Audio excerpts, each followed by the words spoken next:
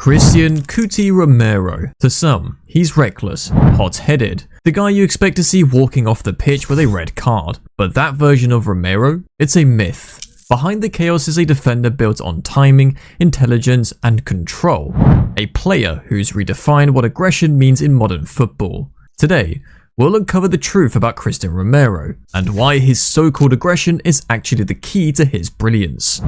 Every great defender starts with a moment of defiance. For Romero, that moment came long before the trophies, back in Cordoba, where football is a fight before it's an art. Cristian Gabriel Romero was born in Cordoba, Argentina, a city known for producing tough, street-smart footballers like Paulo Dybala and Fabrizio Colaccini.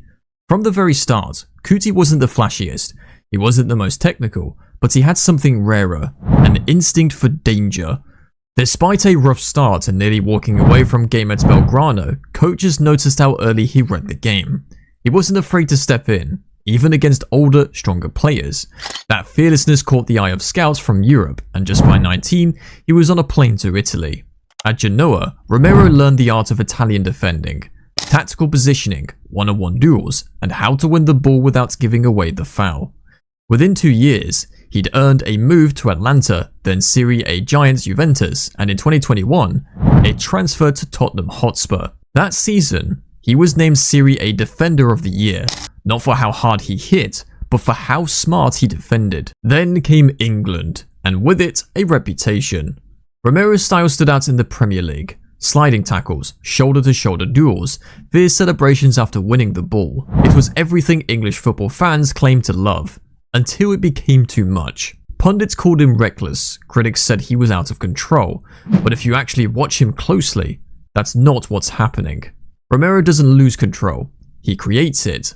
He thrives in chaos. Every tackle, every stare down, every challenge is psychological warfare. He doesn't just defend space, he dominates it. And that makes people uncomfortable. Let's talk about the numbers. In the 2023-24 Premier League season, Romero averaged just over 1 foul per game. His tackle success rate ranked among the top defenders in the league, and his interception numbers were elite, proving how often he reads danger before it happens. Compare that to other top centre-backs, players often praised for discipline, and Romero's numbers are just as clean. The difference isn't in the data, it's in the drama. Because Romero defends with emotion, and emotion doesn't show up in spreadsheets, but it wins you football matches. Despite his reputation for being a walking red card, he only has received 2 red cards in his Premier League career. When Romero and Van de Ven start together, Spurs concede far fewer chances.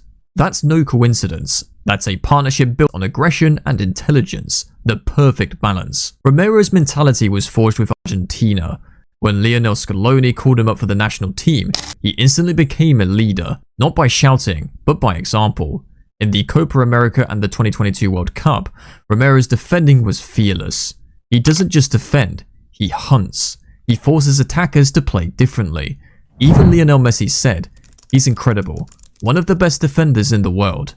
That's not about raw power, that's about trust. Romero plays like someone who will give everything, every second, every duel, for the shirt.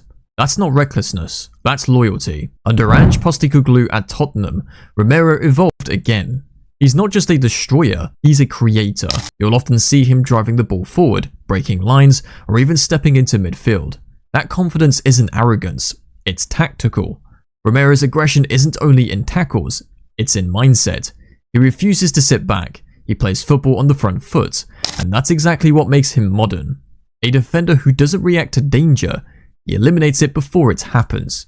As Ange Postecoglou said, he was outstanding. He's a World Cup winner, and I've just got to get some of what's in him into some of the others. Not only does Romero play on the front foot, he allows his teammates to do the same, as his Argentina teammate Rodrigo de Paul said.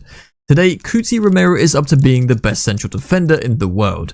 Having him behind is the best thing that can happen to me because he always forces me to go forward as he always wants to be one-on-one against the opponent. Cristian Romero's aggression isn't a flaw, it's his identity. It's what makes him feared, respected, and misunderstood all at once.